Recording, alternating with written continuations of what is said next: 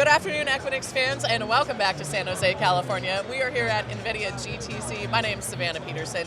You're watching theCUBE's exclusive coverage from the Equinix booth today to kick off all the fun, and I couldn't be more excited to be joined by Adam Berlew, the CMO of Equinix, here today this afternoon. Busy week for you, thanks for making the time. Thank you. I mean, this is amazing, look around us. The world is changing as we see it. The world is changing, and the world is kind of changing in this room right now as we sit here. You mentioned you were listening to the keynote and that you felt like it was a historic moment. Tell me a little more about that. I did. I mean, last year was historic just because of the massive amount of compute that was revealed and how literally he changed the laws of gravity.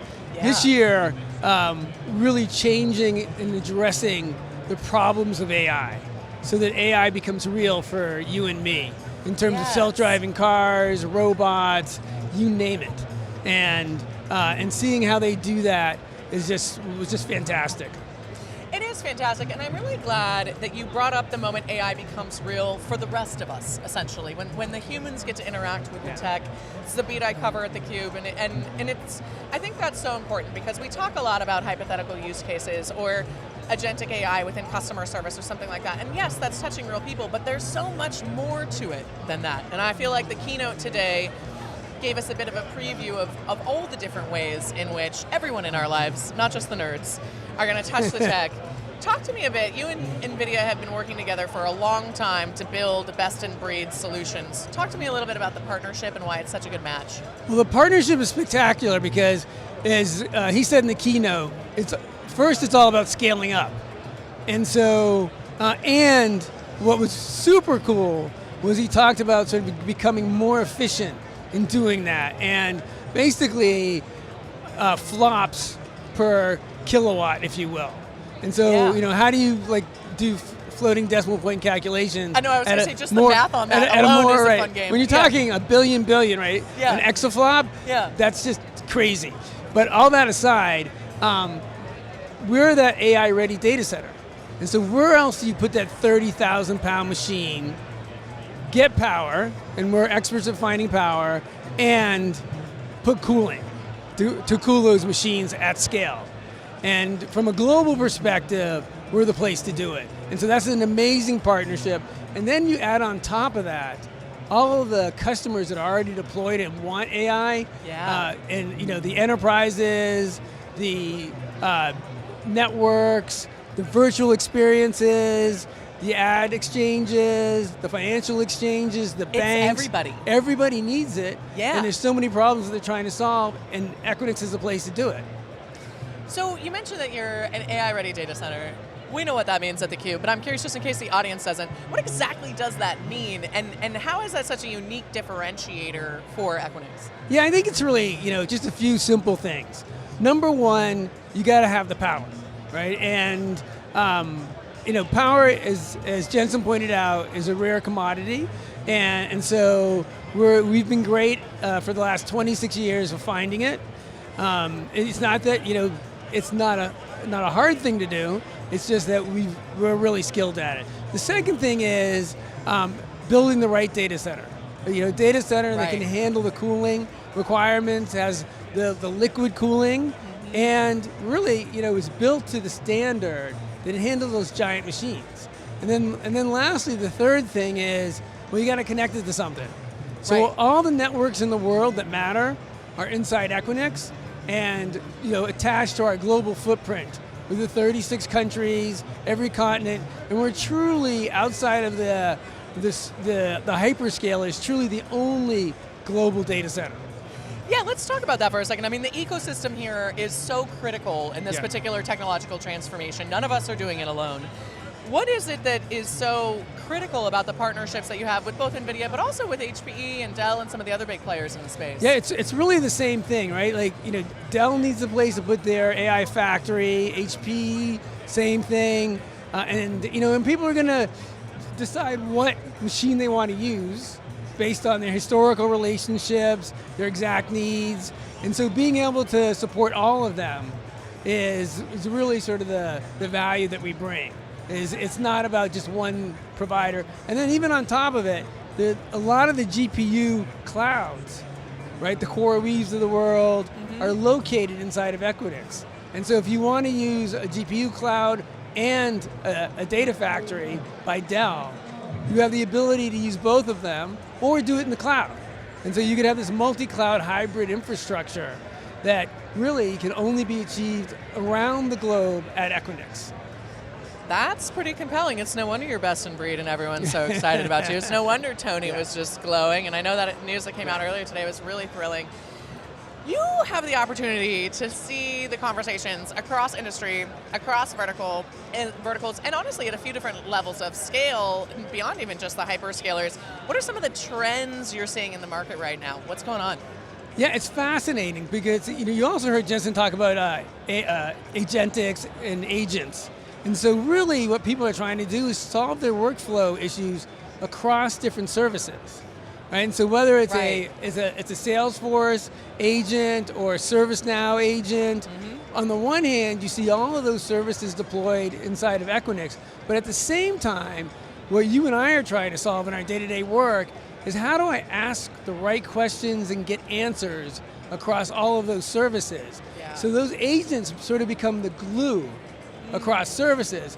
What's even more interesting on top of that, and you heard him talk about, right? It's about data, is how people are solving their data problem to pull that data together across multiple services.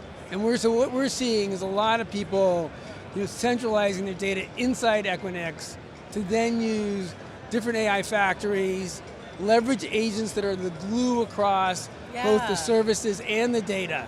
And so that's the thing that I'm finding just amazing. Yeah, well, and it's really getting this data out of silos. It's meeting the data where it is. Right. We know it's all over right now. We know 50% of the data's on the edge. We've got a lot of folks wanting to handle AI workloads on-prem, and then the cloud is also a pivotal role in connecting the world. You've got your hands full. Yeah, as we said, right? The world is changing every minute, and it's changing right in this room. I've got 3 more questions for you. All right. What's next? I mean, today's obviously a big announcement. What can we expect from Equinix over the course of the rest of the year? Yeah, so as you've seen from the partnership, we're seeing these instant AI factories being deployed inside Equinix. And so we've got one right down the road in Silicon Valley where Nvidia has deployed an AI factory in our data center.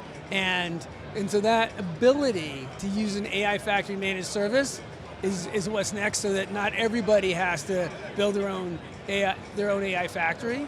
I really think the other thing is, as I said, right, people using agentics across multiple services, and so as we build out more and more of those relationships together with NVIDIA, you'll see a lot of cool new things happen as well. So we're really just going to get to see a lot of this incredible partnership in the wild. We'll start to see the community using it, and some solutions that are going to be touching our real human lives. Absolutely, yeah. All right, taking off your partnership and CMO hat for a second. Yeah. We're living in one of the coolest times in technology, quite possibly ever, especially for us super nerds. Yes. What excites you personally most about what's coming in the future, let's say 5 to 10 years out?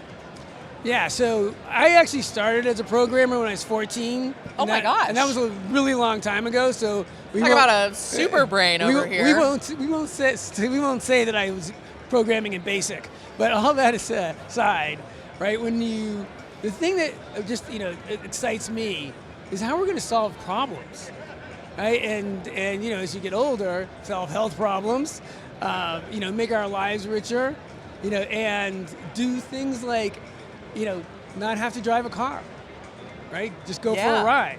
Yeah. And I just can't wait for all that to come to life. I know. I feel like we'll finally be living in the Jetsons exactly. that we watched when we were kids. Something that I want to bring up that I wasn't necessarily anticipating until I had the wonderful pleasure of working with your team. You've done a great job recruiting women in AI. I love working with Jordan and with Kate. What's your advice for women trying to get into this industry, and what's your advice for other teams looking to recruit as well as you have? Okay, so I have this theory, and it's this tipping point theory. Yes. Right? And so, on the one hand, for women trying to get in, go find a team that has really a critical mass of women, right? And so if it's like a team of 10, you probably need to have at least 2 so that you're the 3rd or 4th.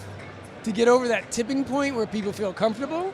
Oh, and then, interesting. Okay. right? And because otherwise, like if you're just the lone one, you're always going to be the other one. And then I think on the flip side, as a leader, it's about building that critical mass. And so then you get over a tipping point where it's just normal. Well, first of all, I love that. It is normal. How did you do so well with your team in particular? You know, I've been lucky enough over the years to work with amazing women, and I hold on to those relationships, and I make sure wherever I have an opportunity to pull them in, I do, or wherever I see an opportunity for them to grow, I make sure I recommend them. Love that. That's what stewardship is. That's being an ally. Not surprised the ladies love you so much, Adam. This is great. I'm happy to hear it. All right, final question. I lied. I had one more. What do you hope to be able to say at next GTC that we can't yet say here today? I would say that there's going to be more partnerships across all these services that are building agentics, and how those are sort of uniquely available inside Equinix. And then the second part of that is how as many enterprises as possible are taking advantage of that. Oh, and so more customer stories. More customers. And the third part is we're sort of the network of networks. Like, as I said, all the networks that are really critical are in our data centers. And what I would say on top of that is how all of the services and the AI factories are taking advantage of that service, the Equinix fabric. Ooh, well, I can't wait to tell all of those stories with you next year, Adam. This has been awesome. Thank you so much for taking the time. Thanks on such for a busy having week. me. And thank you also to your wonderful team, Jordan and Kate. Like I said, great. did such a great job curating, and we really appreciate from all of us at theCUBE you letting us be here and hang out, take over half your booth during the show. Oh, our pleasure. Thank you. Yes. Hopefully you have found this as fun as we've found it sitting here with Adam and I, having a blast here talking all things AI and data centers from the Equinix booth at Nvidia GTC in San Jose, California. My name's Savannah Peterson. You're watching theCUBE, the leading source for enterprise tech news.